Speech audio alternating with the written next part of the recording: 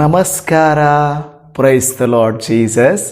ಎಲ್ಲ ನನ್ನ ಪ್ರೀತಿಯ ದೇವಜನರೇ, ನಿಮ್ಮೆಲ್ಲರನ್ನ ನಮ್ಮ ಕರ್ತನು ರಕ್ಷಕನಾಗಿರುವಂಥ ಯೇಸುವಿನ ನಾಮದಲ್ಲಿ ವಂದಿಸ್ತೇನೆ. ಮತ್ತೊಂದು ಹೊಸ ದಿನವನ್ನು ನೋಡುವಂತೆ ಮಾಡಿದಂಥ ಕರ್ತನಿಗೆ ನಾವು ಸ್ತೋತ್ರ ಮಾಡೋಣ. ನನ್ನ ಪ್ರಿಯ ಸಹೋದರಿ ಸಹೋದರರೇ, ದೇವಭಕ್ತರೇ, ನೀವೆಲ್ಲರೂ ಚೆನ್ನಾಗಿದ್ದೀರೆಂದು ಈ ತಿಂಗಳಲ್ಲಿ ಒಂದು ಹೊಸ ಉರುಪಿನೊಟ್ಟಿಗೆ ದೇವರ ವಾಕ್ಯಗಳು ಇನ್ನಷ್ಟು ಬಲವಾಗಿ ನಮ್ಮ ಹೃದಯಕ್ಕೆ ಹತ್ತಿರವಾಗಿ ಮಾತನಾಡಲಿ ಎಂಬ ಪ್ರಾರ್ಥನೆಯಿಂದ ನಾವು ಮುಂದಕ್ಕೆ ಸಾಗಿ ಹೋಗೋಣ. ಪ್ರಿಯ ದೇವಜನರೇ, ಈ ಲೋಕದಲ್ಲಿ ಅನೇಕರು ಉತ್ಸಾಹಭರಿತವಾದ ಮೋಟಿವೇಶನಲ್ ಸ್ಪೀಚರ್ಸನ್ನು ಕೊಡುತ್ತಾರೆ.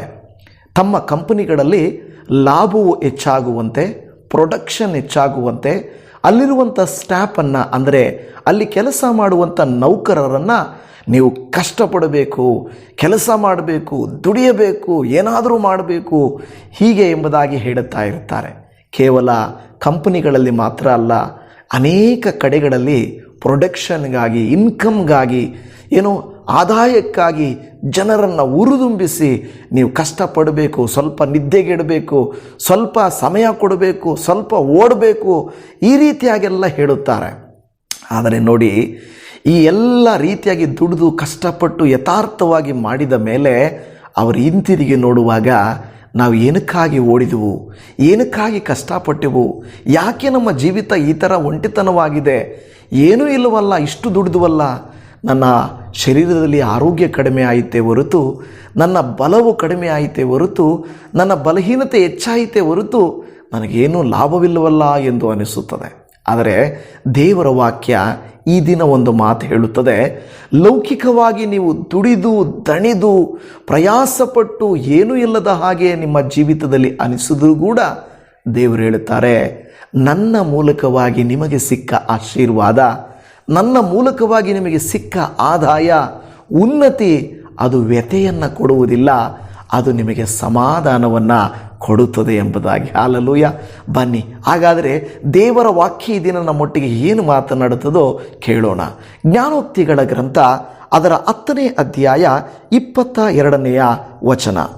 ಯೆಹೋವನ ಆಶೀರ್ವಾದವು ಭಾಗ್ಯದಾಯಕವು, ಅದು ವ್ಯಸನವನ್ನು ಸೇರಿಸದು. ಹಾಲೆಲೂಯ.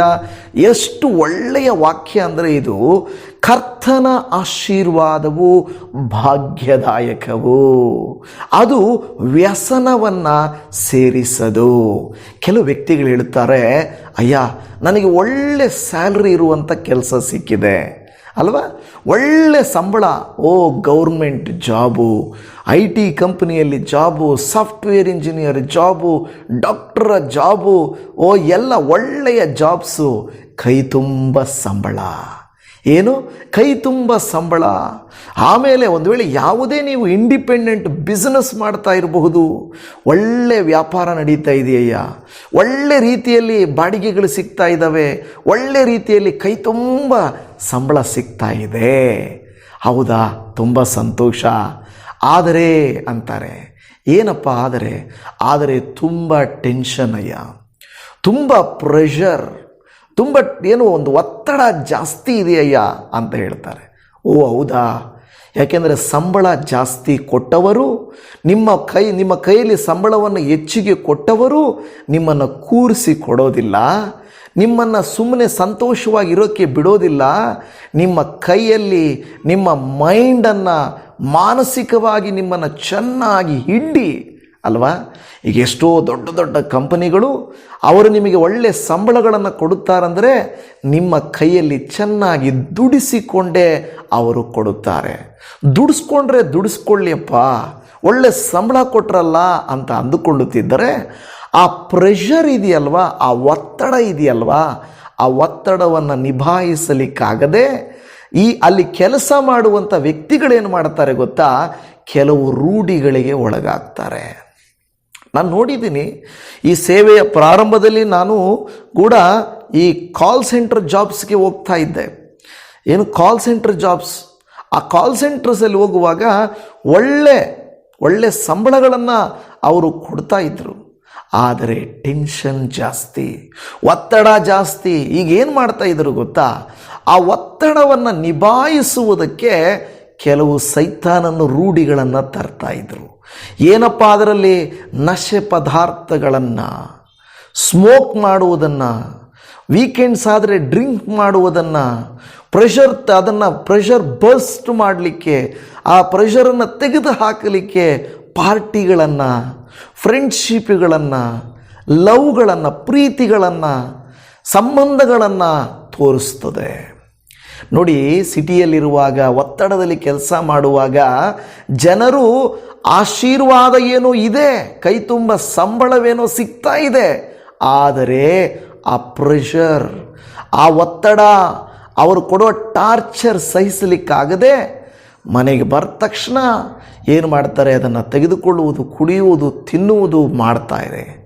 ಈಗ ಏನು ಮ್ಯಾನೇಜ್ ಮಾಡ್ತಾ ಇದ್ದೀವಲ್ಲಪ್ಪ ಪಾಸ್ಟ್ರೇ, ಆದರೆ ಏನಾಗುತ್ತೆ ಗೊತ್ತಾ? ಅದು ಅಡಿಕ್ಷನ್ ಆಗುತ್ತದೆ. ಅಂದರೆ ಅದು ರೂಢಿ ಆಗೋಗುತ್ತೆ. ಅವರೇನೋ ದುಡಿಸ್ಕೊಂಡ್ರು, ಕೆಲವು ದಿನ ಅವರು ಏನು ಮಾಡ್ತಾರೆ? ಪ್ರಮೋಷನ್ ಕೊಡಲ್ಲ, ಇನ್ಕ್ರಿಮೆಂಟ್ ಕೊಡಲ್ಲ, ನಿಮಗೆ ಜಾಸ್ತಿ ಮಾಡಲ್ಲ, ನಿಮಗೆ ಇನ್ಸೆಂಟಿವ್ಸ್ ಕೊಡಲ್ಲ, ಏನೇನೋ ಹೇಳ್ತಾರೆ. ಆಮೇಲೆ ಕೆಲವು ದಿನಗಳಾದ ಮೇಲೆ ಬೇಡ ಅಂದುಬಿಡ್ತಾರೆ. ಈಗ ದುಡಿಯೋ ತನಕ ದುಡಿಸ್ಕೊಂಡ್ರು, ಈಗ ರೂಢಿಗಳು ಬಂದುಬಿಟ್ಟು ಪ್ರೆಷರ್ ತಡ್ಕೊಳ್ಳೋಕ್ಕಾಗದೆ ಎಲ್ಲ ಕೆಟ್ಟತನಗಳಲ್ಲಿ ಮುಳುಗಿ ಹೋಗಿರುತ್ತಾರೆ. ಇವಾಗ ಆಲೋಚನೆ ಮಾಡಿ, ಸಂಬಳ ಏನೋ ಕೈ ತುಂಬ ಸಿಕ್ತು, ಅದರೊಟ್ಟಿಗೆ ನಮಗೆ ಟೆನ್ಷನ್, ಪ್ರೆಷರ್, ಅನಾರೋಗ್ಯ, ಕೆಟ್ಟ ರೂಢಿಗಳು, ಕೆಟ್ಟ ಸಂಬಂಧಗಳು ಕುಟುಂಬವನ್ನು ಕೆಡಿಸುತ್ತವೆ, ನಮ್ಮ ಗುಣವನ್ನು ಕೆಡಿಸುತ್ತದೆ, ನಮ್ಮ ಭಕ್ತಿಯನ್ನು ಕೆಡಿಸುತ್ತದೆ, ನಮ್ಮ ಆತ್ಮೀಕತೆಯನ್ನು ಕೆಡಿಸುತ್ತದೆ. ಹಣವೇನೋ ಬಂತು, ದೇವರಿಲ್ಲ. ಆದಾಯವೇನೋ ಬಂತು, ದೈವ ಕೃಪೆ ಇಲ್ಲ. ಇದು ಒಳ್ಳೆಯ ಆಶೀರ್ವಾದವ? ನೋಡುವಾಗ ಅದು ವ್ಯಸನದಿಂದ ತುಂಬಿರುವಂಥದ್ದು. ವ್ಯಸನ ಅಂದರೆ ವೇದನೆ, ದುಃಖ.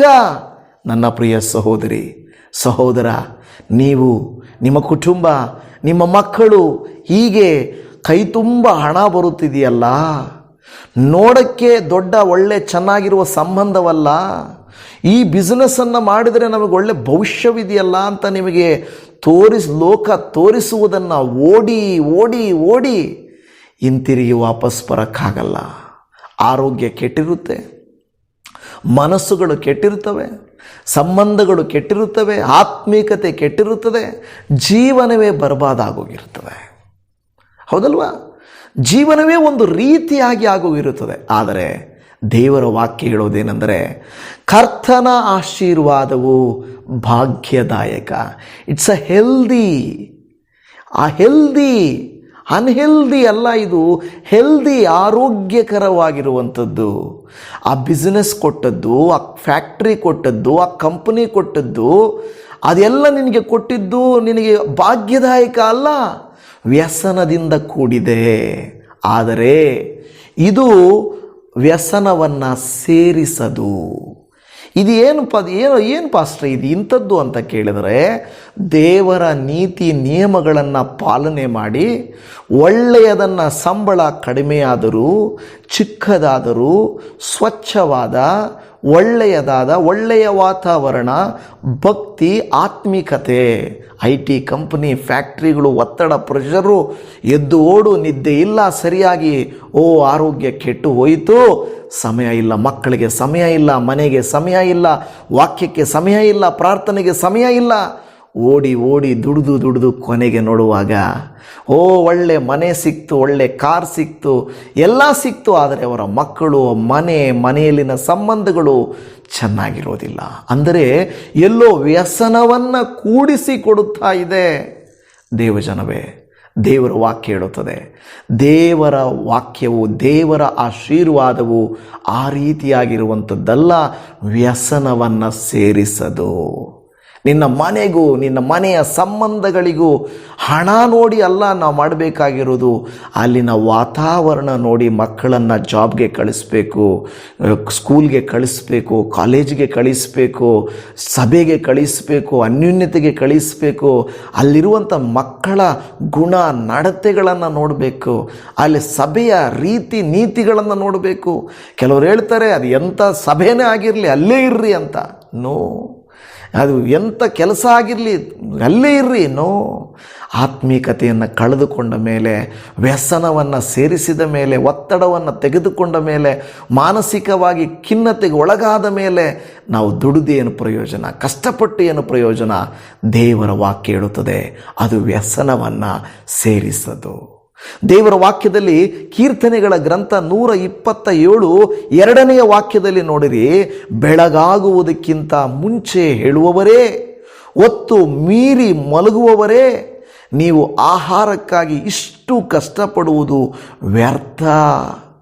ಆತನು ಅದನ್ನು ತನ್ನ ಪ್ರಿಯರಿಗೆ ನಿದ್ರೆಯಲ್ಲಿಯೂ ಕೊಡುತ್ತಾನೆ. ಹಲ್ಲೆಲೂಯಾ. ಹೇಳ್ತಾರೆ ಕೆಲವರು, ಹಾಗಾದರೆ ದುಡಿದೇ ಇದ್ದರೆ ಜೀವನ ನಡೆಯುತ್ತಾ? ದೇವಜನವೇ, ದೇವರ ವಾಕ್ಯದಲ್ಲಿ ಬೇಕಾದಷ್ಟು ಏನಿದಾವೆ ಗೊತ್ತಾ? ಬೇಕಾದಷ್ಟು ಉದಾಹರಣೆಗಳಿದ್ದಾವೆ.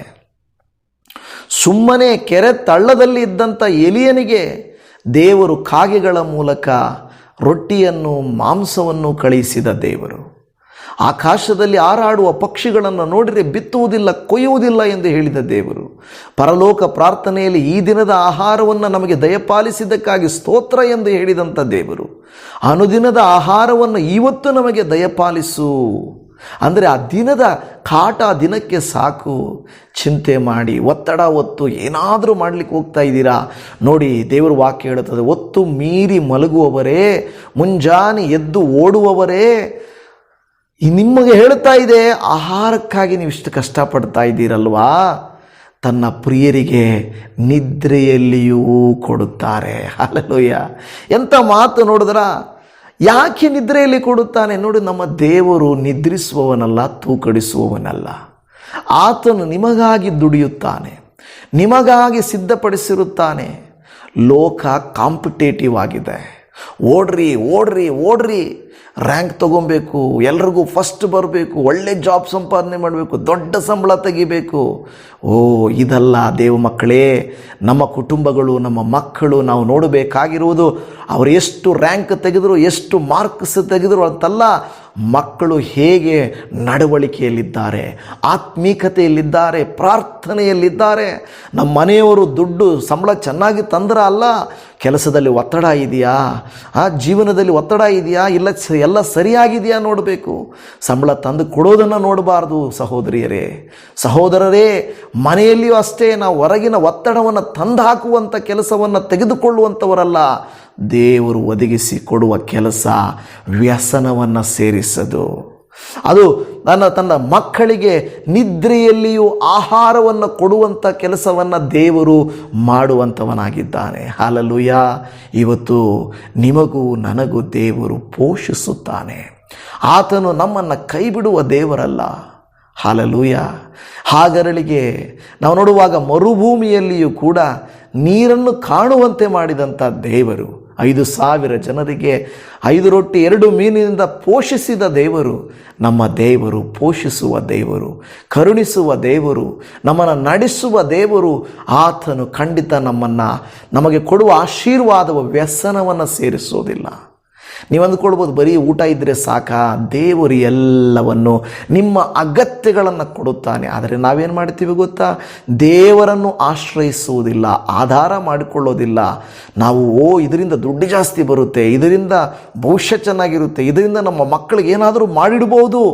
ನೀವು ಮಾಡಿಡ್ತೀರಾ, ಆದರೆ ವ್ಯಸನದಿಂದ ಮಾಡ್ತೀರಾ.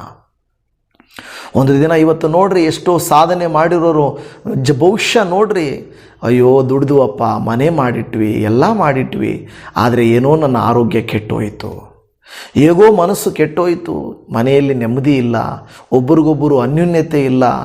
ಅದು ಬೇಕಾ? ಲೌಕಿಕ ಎಲ್ಲ ಸಿಕ್ತು, ಲೌಕಿಕವಾದ ಮನೆ, ಆಸ್ತಿ, ಐಶ್ವರ್ಯ, ಹಣ, ಬ್ಯಾಂಕ್ ಬ್ಯಾಲೆನ್ಸ್ ಎಲ್ಲ ಸಿಕ್ತು, ಆದರೆ ವ್ಯಸನದಿಂದ ಕೂಡಿದ್ದು. ಸಮಾಧಾನದ ಜೀವಿತ ಬೇಕಾ? ಸಂತೋಷದ ಜೀವಿತ ಬೇಕಾ? ಸಂತೃಪ್ತಿಯ ಜೀವಿತ ಬೇಕಾ? ಇದು ಬೇಕಾ? ಇಲ್ಲವೇ ಸಮೃದ್ಧಿಯಾಗಿರುವಂಥದ್ದು ಬೇಕಾ? ಸಮೃದ್ಧಿ, ತಟ್ಟೆ ತುಂಬ ಪ್ಲೇಟ್ ಇದೆ, ಮನಸ್ಸಲ್ಲಿ ನೆಮ್ಮದಿ ಇಲ್ಲ. ಮನೆಯ ತುಂಬ ವ್ಯಕ್ತಿಗಳಿದ್ದಾರೆ, ಮಾತಾಡಿಸೋರಿಲ್ಲ ಅಲ್ವಾ? ದುಡ್ಡು ನನ್ನ ಹತ್ರ ಇದೆ, ಯಾರಾದರೂ ನನಗೆ ಹೆಲ್ಪ್ ಮಾಡಿ ನನ್ನ ಜೊತೆಯಲ್ಲಿರುವಂಥವರಿಲ್ಲ.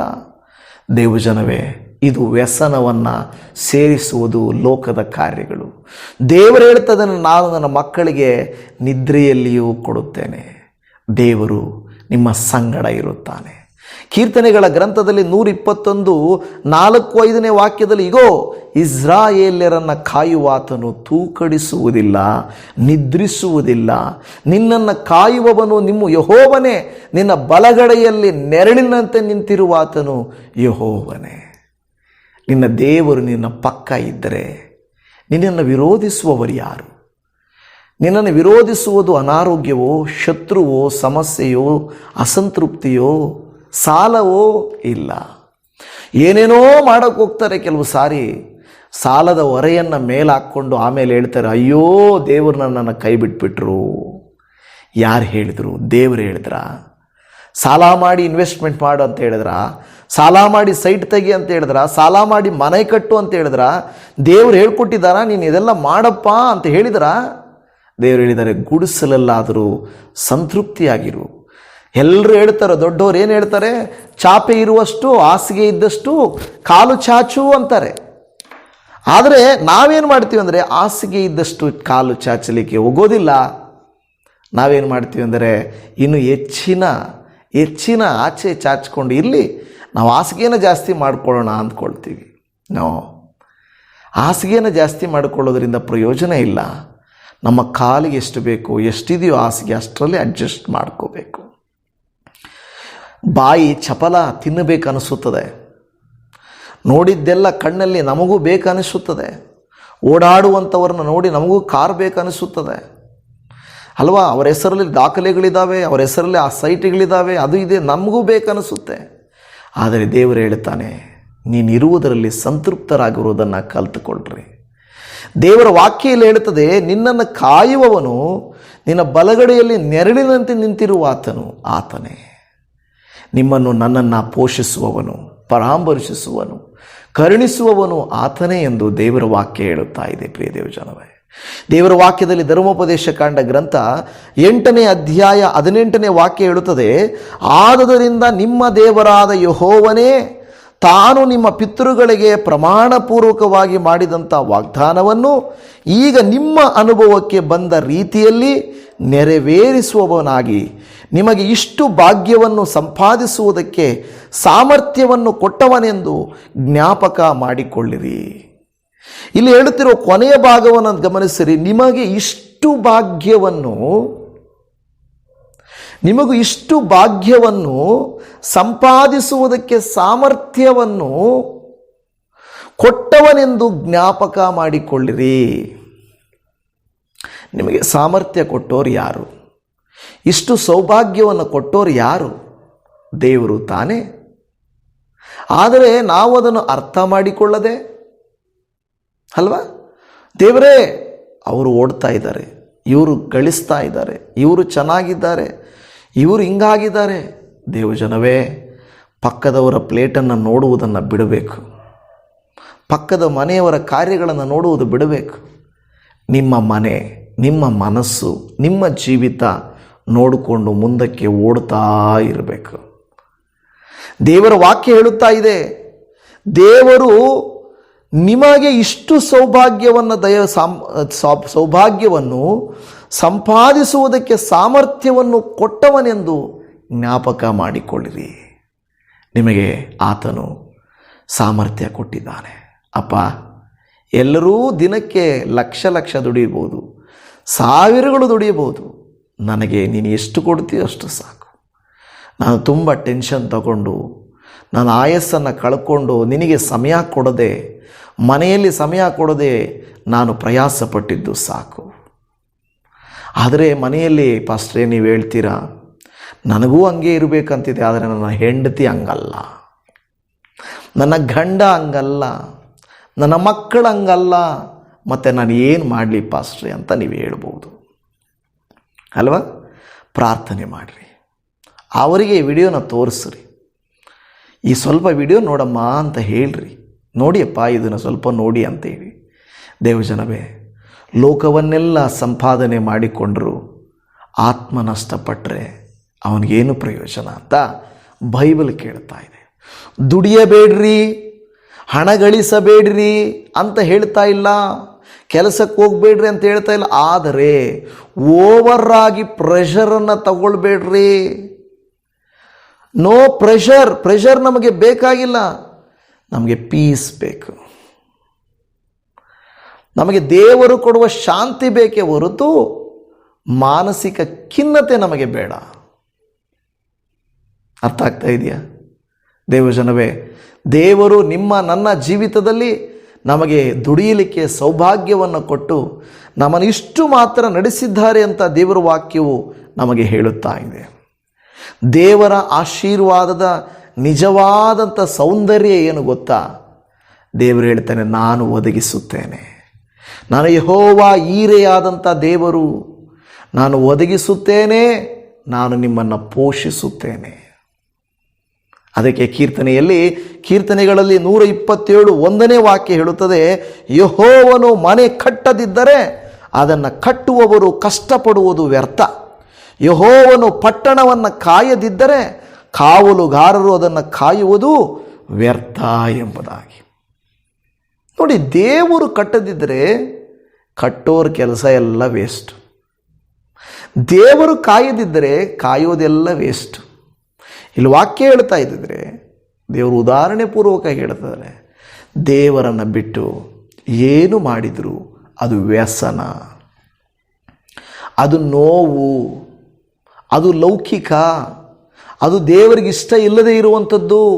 ಆದುದರಿಂದ ನೀವು ನಾನು ಪ್ರಾರ್ಥನೆ ಮಾಡಿಕೊಂಡು, ಅಪ್ಪ, ವ್ಯಸನವಿಲ್ಲದ ಆದಾಯವನ್ನು, ವ್ಯಸನವಿಲ್ಲದ ಜೀವಿತವನ್ನು, ವ್ಯಸನವಿಲ್ಲದ ಕುಟುಂಬವನ್ನು, ವ್ಯಸನವಿಲ್ಲದ ಸಂಬಂಧವನ್ನು, ವ್ಯಸನವಿಲ್ಲದ ಆತ್ಮೀಕತೆಯನ್ನು ನನಗೆ ಕೊಡಪ್ಪ. ಎಷ್ಟಿದ್ದರೆ ಅಷ್ಟು ಸಾಕು. ಅನಾರೋಗ್ಯದಿಂದ ಹಣ ಕೊಟ್ಟರೆ ಏನು ಪ್ರಯೋಜನ? ಎಷ್ಟೋ ಜನ ಹಣ ಇರೋರು ಹೇಳ್ತಾರೆ, ಎಷ್ಟು ಖರ್ಚಾದರೂ ಪರವಾಗಿಲ್ಲ ಡಾಕ್ಟ್ರೇ. ಆ ಡಾಕ್ಟ್ರ್ ಹೇಳ್ತಾರೆ, ನಾವೇನು ಮಾಡೋಕ್ಕಾಗಲ್ಲ, ಹಣ ಸುರಿಯೋದ್ರಿಂದ ಆರೋಗ್ಯ ಬರಲ್ಲ.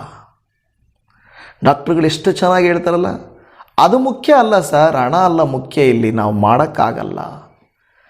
ಆಪರೇಷನ್ಗೆ ಅವರು ಸ್ಪಂದಿಸ್ತಾ ಇಲ್ಲ. ಅವರ BP, ಅವರ ಶುಗರು, ಅವರ ಆರ್ಗನ್ಸು, ಅವರ ಯಾವುದು ಸ್ಪಂದಿಸ್ತಾ ಇಲ್ಲ. ನಾವು ಏನು ಮಾಡೋಕ್ಕಾಗಲ್ಲ, ದೇವರೇ ಗತಿ. ನಿಜನ ಇಲ್ವಾ ದೇವಜನ? ನೀವೇ ಹೇಳಿ. ಇಲ್ಲ, ನಾವೇನು ಮಾಡೋಕ್ಕಾಗಲ್ಲ ಸರ್, ಆಪರೇಷನ್ ಮಾಡೋಕ್ಕಾಗಲ್ಲ ಅಂದರೆ ಅವರಿಗೆ ಆ ಥರ ಆಗಿಬಿಟ್ಟಿದೆ. ದೇವಜನವೇ, ನಾನು ಹೇಳುತ್ತಿರುವಂಥ ವಿಚಾರ ಇವತ್ತೇನೆಂದರೆ, ಕರ್ತನ ಮೂಲಕವಾಗಿ ವ್ಯಸನವಿಲ್ಲದ ಆಶೀರ್ವಾದ ನಮಗೆ ಬಹಳ ಮುಖ್ಯ. ಭವಿಷ್ಯದಲ್ಲಿ ವ್ಯಸನವಿಲ್ಲದ ಆಶೀರ್ವಾದ ನಿಮಗೆ ಬೇಕಾದರೆ ದೇವರನ್ನು ಕೇಳಿಕೊಳ್ಳಬೇಕು. ದೇವರೇ, ನನಗೆ ವ್ಯಸನವಿಲ್ಲದ ಆ ಜೀವಿತವನ್ನು ನನಗೆ ಪ್ರಸಾದಿಸು.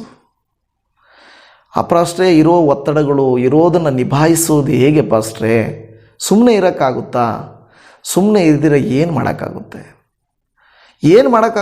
ದೇವರ ವಾಕ್ಯ ಹೇಳುತ್ತದೆ, ಜ್ಞಾನೋಕ್ತಿ 16:3ರಲ್ಲಿ, ನಿನ್ನ ಕಾರ್ಯಭಾರವನ್ನು ಯೆಹೋವನಿಗೆ ವಹಿಸಿದರೆ ನಿನ್ನ ಉದ್ದೇಶಗಳು ಸಫಲವಾಗುವವು.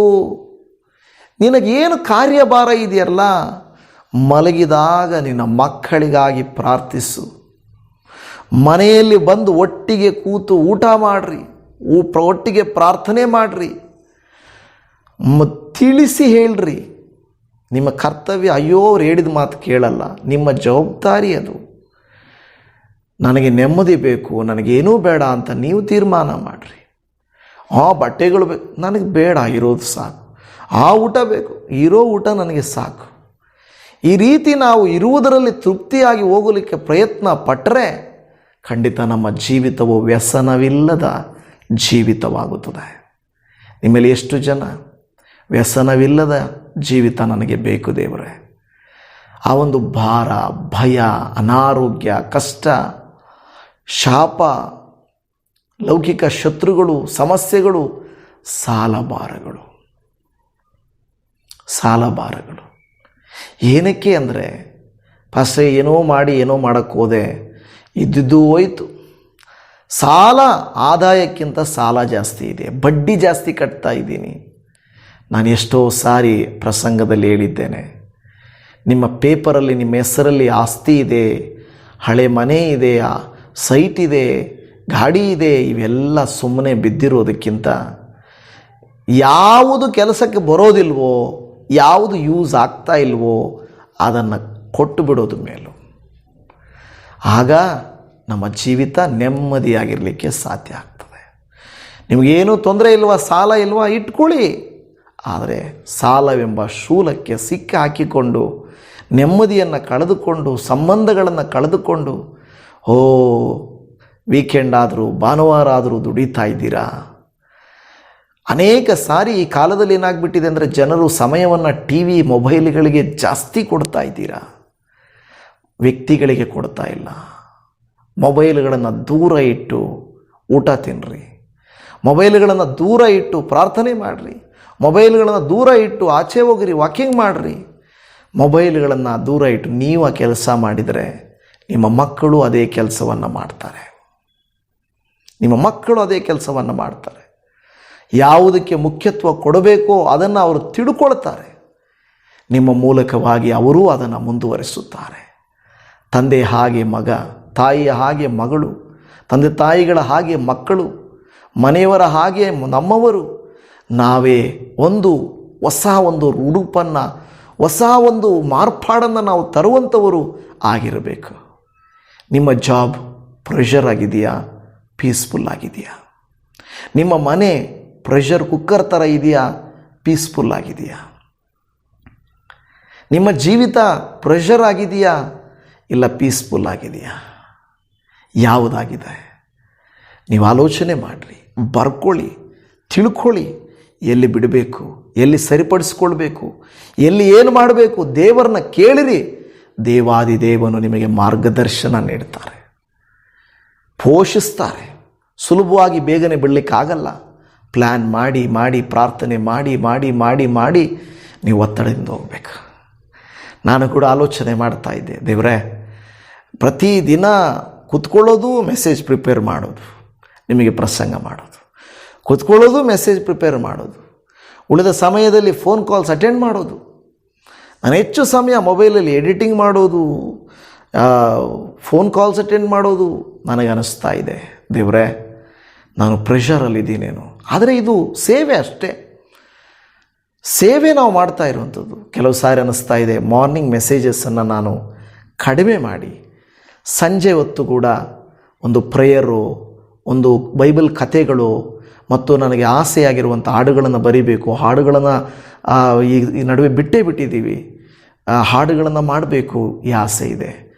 ದೇವರ ಚಿತ್ತವಾದರೆ ಒಳ್ಳೆಯ ಅರ್ಥಭರಿತವಾದಂಥ ಒಂದು ಸಣ್ಣ ಮೆಸೇಜಸ್ಸು ಬೆಳಿಗ್ಗೆ ಮತ್ತು ಸಂಜೆ ಸೇವೆಯ ನಿಮಿತ್ತ ತುಂಬ ಬೆಳಿಗ್ಗೆ ಮೆಸೇಜ್ನಂತೂ ನಾನು ಬಿಡೋದಿಲ್ಲ. ಆದರೆ ಸಂಜೆ ಮೆಸೇಜ್ ಕಂಟಿನ್ಯೂ ಆಗಿ ಮಾಡಲಿಕ್ಕೆ ನಾನು ಟ್ರೈ ಮಾಡ್ತೇನೆ. ದೇವರ ಚಿತ್ತ ಇದ್ದರೆ ಬರೋ ದಿನಮಾನಗಳಲ್ಲಿ ಬೆಳಿಗ್ಗೆ ಸಂಜೆ ಸಣ್ಣದಾಗಿ ನಿಮಗೆ ದೈವಿಕತೆಯನ್ನು, ಇನ್ನೂ ಆಳವಾದಂಥ ಕಾರ್ಯಗಳನ್ನು ನಿಮಗೆ ತಿಳಿಸಲಿಕ್ಕೆ ಇಷ್ಟಪಡ್ತೇವೆ. ಈ ಸೇವೆಗಾಗಿ ಪ್ರಾರ್ಥನೆ ಮಾಡಿರಿ, ನಮಗಾಗಿ ಪ್ರಾರ್ಥನೆ ಮಾಡಿರಿ. ನಾವು ಮಾಡುವಂಥ ಪ್ರತಿ ಪ್ರಯತ್ನ ಅನೇಕರಿಗೆ ಆಶೀರ್ವಾದಕರವಾಗಿರಬೇಕೆಂಬುದಷ್ಟೇ ನಮ್ಮ ಆಸೆಯಾಗಿದೆ, ಅಭಿಲಾಷೆಯಾಗಿದೆ. ನೀವೆಲ್ಲರೂ ಪ್ರಾರ್ಥಿಸ್ತೀರಂತ ನಾನು ನಂಬ್ತಾ ಇದ್ದೇನೆ. ಪ್ರಾರ್ಥಿಸೋಣ. ಪರಮ ತಂದೆಯಾದ ದೇವರೇ, ಈ ದೇವ ಜನರೊಟ್ಟಿಗೆ ಮಾತನಾಡಿ ವಾಕ್ಯದಲ್ಲಿರುವಂಥ ಸಾರಾಂಶವನ್ನು ತಿಳಿಯಪಡಿಸುವುದಕ್ಕೆ ನೀವು ನನಗೆ ಕೊಟ್ಟಂಥ ಅವಕಾಶಕ್ಕಾಗಿ ಸ್ತೋತ್ರ. ಒಂದು ಕಾಲ ಇತ್ತಪ್ಪ, ಒಬ್ಬರು ಕೂಡ ನನಗೆ ಗೊತ್ತಿಲ್ಲದೆ ಇದ್ದ ಪರಿಸ್ಥಿತಿ, ಕಣ್ಣೀರಿನ ಪರಿಸ್ಥಿತಿ, ದುಃಖದ ಪರಿಸ್ಥಿತಿ. ಈ ದಿನ ಎಷ್ಟೋ ಜನರು ದೇವರ ವಾಕ್ಯವನ್ನು ಆಲಿಸ್ತಾ ಇದ್ದಾರೆ. ದೇವರೇ, ಇದನ್ನು ಬಿಟ್ಟು ಬಿಡದೆ ಇನ್ನೂ ಪ್ರಯೋಜನಕರವಾಗಿ ಹೇಗೆ ಮಾಡಬೇಕು ಮತ್ತು ನಾವು ಕೂಡ ಪ್ರೆಷರಲ್ಲಿ ಕೆಲಸ ಮಾಡದೆ ಪೀಸ್ಫುಲ್ಲಾಗಿ ಮಾಡಲಿಕ್ಕೆ ನನಗೂ ಸಹಾಯ ಮಾಡಿರಿ. ಇದು ಇವರೊಟ್ಟಿಗೆ ಅಲ್ಲ ಮಾತನಾಡಿದ್ದು, ನನ್ನೊಟ್ಟಿಗೂ ನೀವು ಮಾತನಾಡ್ತೀರಪ್ಪ. ದೇವರೇ, ಸಮಯವನ್ನು ವ್ಯರ್ಥ ಮಾಡದೆ, ದೇವರೇ, ಹಣಕ್ಕಾಗಿ ನೋಡದೆ ಈ ಜನರು, ತನ್ನ ಮಕ್ಕಳು, ತಮ್ಮ ಕುಟುಂಬ ಸಮಾಧಾನಕರವಾದ ಕುಟುಂಬವಾಗಿರುವುದಕ್ಕೆ ನೀನೇ ಅನುಗ್ರಹ ಮಾಡು ಎಂದು ಬೇಡಿಕೊಳ್ಳುತ್ತಾ ಇದ್ದೇವೆ. ನಿನ್ನ ಕರುಣೆ ಕೃಪೆಗಳು ಇವರ ಮೇಲೆ ಇರಲಿ. ಇವರ ಸಾಲಗಳು, ಇವರ ಕಷ್ಟಗಳು, ಇವರ ಕಣ್ಣೀರುಗಳು, ಇವರ ದುಃಖ ವೇದನೆಗಳೆಲ್ಲವೂ ಯೇಸುವಿನ ನಾಮದಲ್ಲಿ ಇಲ್ಲದೆ ಹೋಗಲಿ ಸ್ವಾಮಿ. ಜೀವಿತವನ್ನು ಮತ್ತೆ ಸರಿಪಡಿಸಿಕೊಳ್ಳುವುದಕ್ಕೆ, ಸರಿದಾರಿಯಲ್ಲಿ ನಡೆಸುವುದಕ್ಕೆ ನೀನು ನಮ್ಮೆಲ್ಲರಿಗೂ ಸಹಾಯ ಮಾಡಿಕೊಡ್ರಿ. ಆರೋಗ್ಯವನ್ನು ಕಾಪಾಡಿಕೊಂಡು, ಕುಟುಂಬದ ನೆಮ್ಮದಿಯನ್ನು ಕಾಪಾಡಿಕೊಂಡು, ಸಮಾಧಾನವನ್ನು ಕಾಪಾಡಿಕೊಂಡು, ಪ್ರೀತಿಯನ್ನು ಬೆಳೆಸಿಕೊಂಡು, ಕ್ಷಮಿಸಿಕೊಂಡು, ಆತ್ಮಿಕವಾಗಿ ಪ್ರಾರ್ಥನೆಯಲ್ಲಿ, ವಾಕ್ಯದಲ್ಲಿ ಸೇವೆಗಾಗಿ ನಿಲ್ಲುವುದಕ್ಕೆ ನಮಗೆ ಸಹಾಯ ಮಾಡಪ್ಪ. ಕುಟುಂಬದಲ್ಲಿ ನಾವು ಮಾದರಿಯಾಗಿದ್ದು ನಮ್ಮ ಮಾತುಗಳು ಬೇರೊಬ್ಬರು ಕೇಳುವಂಥ ಸ್ಥಿತಿಗೆ ನಮ್ಮನ್ನು ಬೆಳೆಸಿರಿ ಎಂದು ಬೇಡಿಕೊಳ್ಳುತ್ತಾ ಇದ್ದೇವೆ. ಇವರ ಕುಟುಂಬದಲ್ಲಿ, ಇವರ ಆದಾಯದಲ್ಲಿ, ಇವರ ಸಂಬಂಧಗಳಲ್ಲಿ ವ್ಯಸನವನ್ನು ಸೇರಿಸದೆ ನೀನೇ ಆಶೀರ್ವಾದವನ್ನು, ಕೃಪೆಯನ್ನು ತುಂಬಿಸು ಎಂದು ಬೇಡಿಕೊಳ್ಳುತ್ತಾ ಇದ್ದೇವೆ. ಪ್ರಾರ್ಥನೆ ಕೇಳಿದ್ದಕ್ಕಾಗಿ ನಿಮಗೆ ಕೋಟ್ಯಾನುಕೋಟಿ ವಂದನೆಗಳು. ಸರ್ವಸ್ತುತಿ, ಘನ, ಮಾನ, ಮಹಿಮೆಗಳು ನಿನಗೆ ಸಲ್ಲಿಸುತ್ತಾ ಈ ಪ್ರಾರ್ಥನೆಯನ್ನು ನಮ್ಮ ರಕ್ಷಕನಾದ ಯೇಸುವಿನ ಮಧುರ ನಾಮದಲ್ಲಿ ಪ್ರಾರ್ಥಿಸಿದ್ದೇವೆ ಪರಮ ತಂದೆಯೇ. ಆಮೇನ್, ಆಮೇನ್, ಆಮೇನ್. ನನ್ನ ಪ್ರಿಯ ದೇವಜನವೇ, ಇದುವರೆಗೂ ವಾಕ್ಯವನ್ನು ಕೇಳಿದ್ದಕ್ಕಾಗಿ ನಿಮಗೆ ಧನ್ಯವಾದಗಳು. ಕರ್ತನು ನಿಮ್ಮ ಸಂಗಡ ಇರಲಿ, ನಿಮ್ಮನ್ನು ಆಶೀರ್ವದಿಸಲಿ. Praise the lord. ಶಾಲೋಮ್. ನಿಮಗೆ ಸಮಾಧಾನ ಉಂಟಾಗಲಿ. ಆಮೇನ್.